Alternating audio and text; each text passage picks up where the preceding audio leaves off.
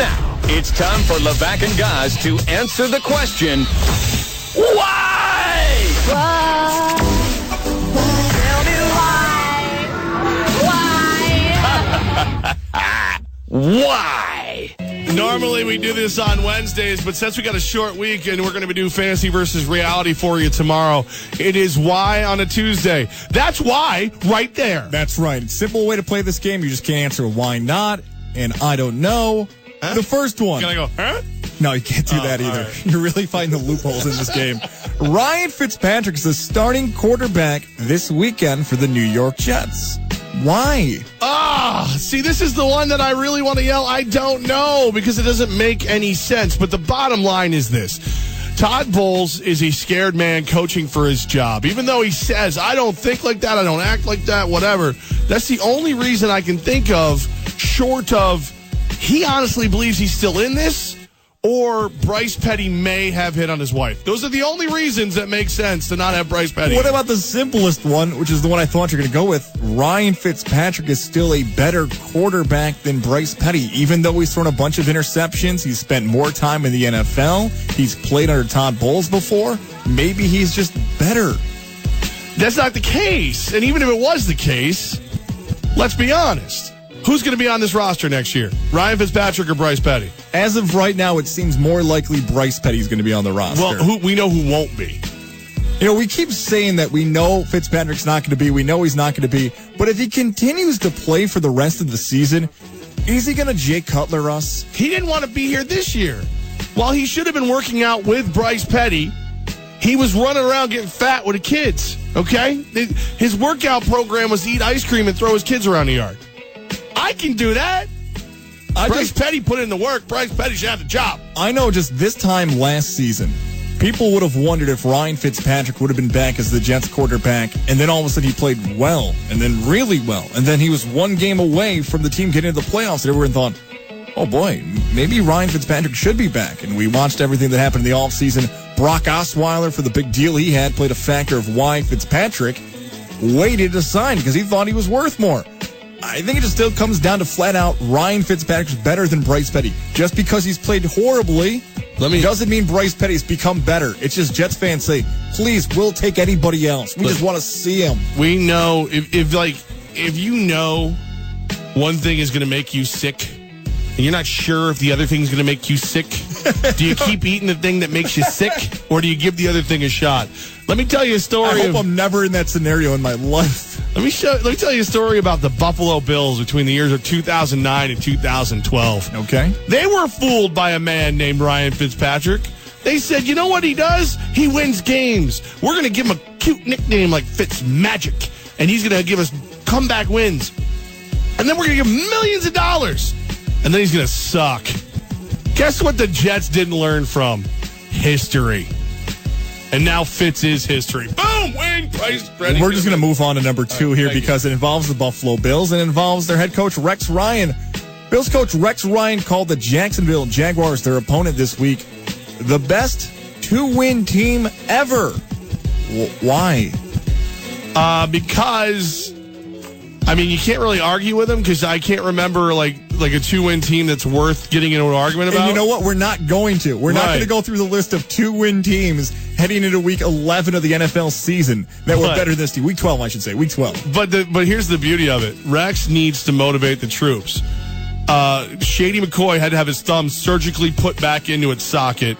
He has no Robert Woods, most likely, no Sammy Watkins, most likely. He may actually be the one team this year that goes nose-to-nose with the Jags with less talent than they have due to injuries. So he's got to get the guys motivated, make sure they don't roll in there thinking, oh, it's a 2-win team, we're going to crush them, because they could be win number 3 if they're not careful.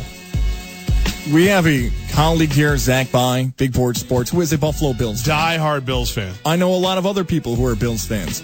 I've never felt a fan base that is less confident going against Jacksonville, who has 2 wins, and later on in the season when they take on Cleveland, who could be, at that time, still defeated. Well, because their team is schizophrenic at this moment. That and just really, as you laid out, injured. There's no reason to really be confident in the Buffalo Bills. You've gone 16 seasons now going 10 games into a year and have not been over 500 in 16 straight years after those 10 games. There's not a lot of reasons to be confident, but calling it the best 2-win team ever, this isn't college football.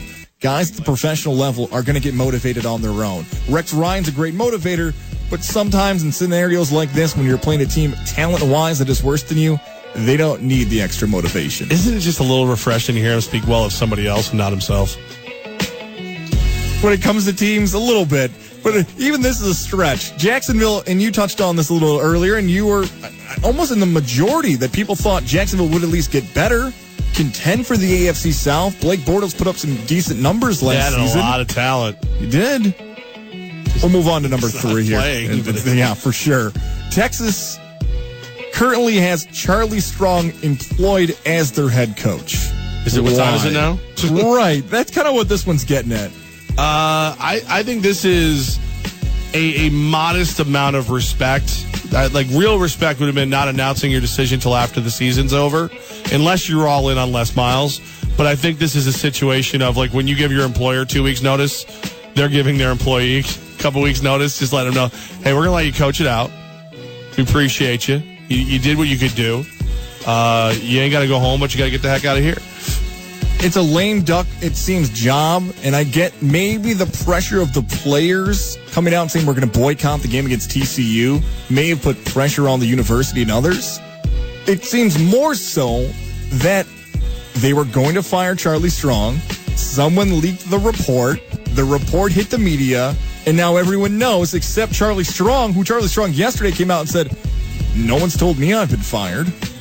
Sorry, Charlie, but you're kind of more than likely, with everything we're hearing, out the door, because this has happened before. He's done. I mean, this happens a lot where they want, and you know what? One of the big reasons is about it. Well, they've already said it, right? I mean, no. Yeah. Well, Texas says they're going to deny the report, but he's still the coach. But Charlie Strong does. It's a mess. Right. The report got leaked. But here's why maybe is Texas the only place that doesn't know that he's fired? Is that Charlie Strong doesn't? I mean, hopefully he doesn't have Twitter or Facebook or any form of media in the entire state of Texas. Recruiting. Right? Isn't this why it gets leaked? Because if you're a kid who's considering Texas, but you don't know if you like Charlie Strong or not, all of a sudden maybe you reconsider Texas, or, wow, I'm getting calls from the Longhorns. They might bring in a big name. Maybe I should consider being one of these guys, or their coach is gone. I might be able to play as a freshman. See, I always looked at it the other way. Like, if I was a recruit and I was going to go, now I'm not going. Now I'm waiting to see where he goes. That's the right, the moral, the responsible way to think of it, like people should. Right. But I don't know how many times boosters care about the kids who they don't know about yet. Right. That's what the problem is, yeah. Here we go for why your Oakland Raiders are ranked first if the season ended today in the AFC. Levack, why? That is based on tie-breaking procedures that the NFL have used forever, and this one happens to be based on winning percentage against common opponents. Winning percentage in common games. So, basically the way I see this is I break down the two schedules. The Pats have lost to the Bills and the Raiders haven't played them yet. So technically we're slightly better than they are. And I'm going we. Working late tonight. I'm just proud that went a little shorter than I thought it was going to be, because I thought you were going to have this whole dissertation about why the Raiders are 8-2. You thought I was just going to go.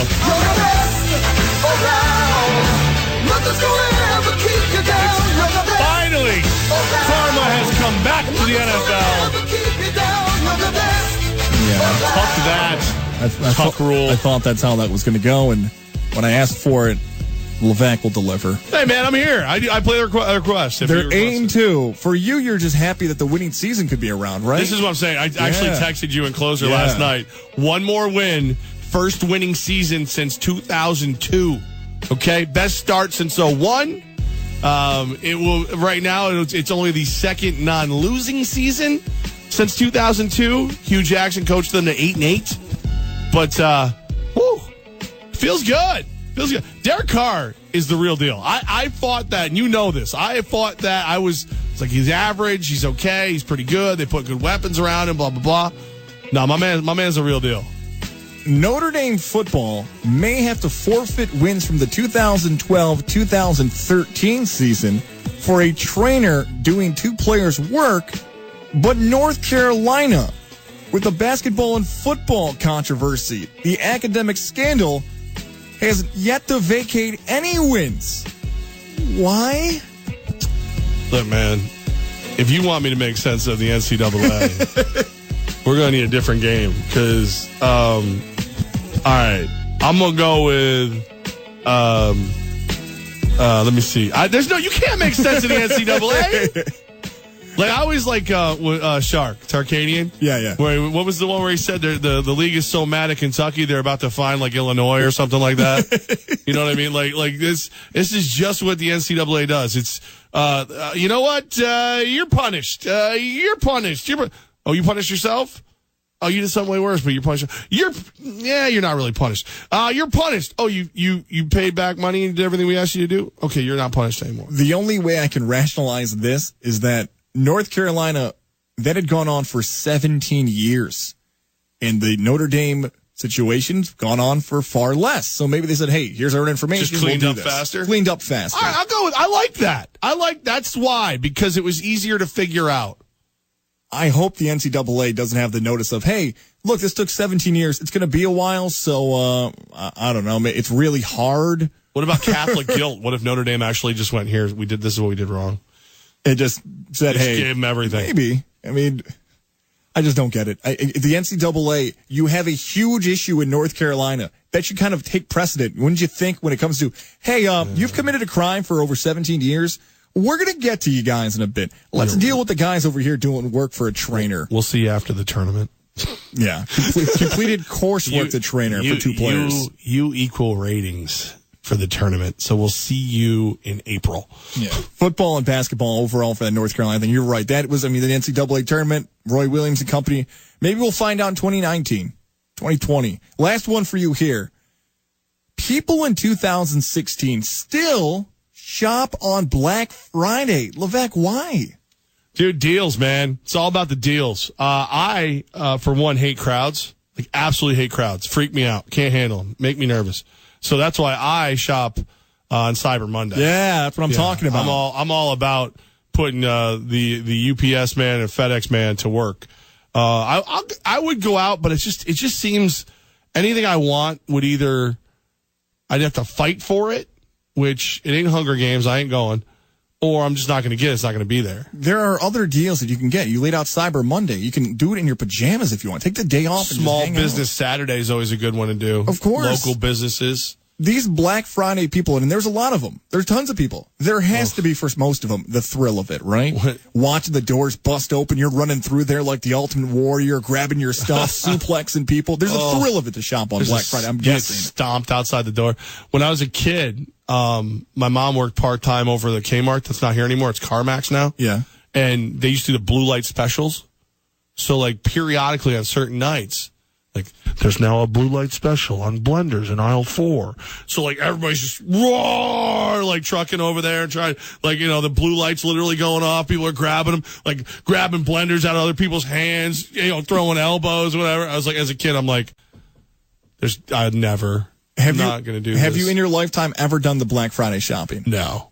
I've done it once. I waited outside of a Target. I was wrapped around the store, but I was so disappointed when I got in there. I wanted the full sprints, the fight, the melee over a toy, and I didn't get any of that, but like I wanted it. His hands up. He's ready.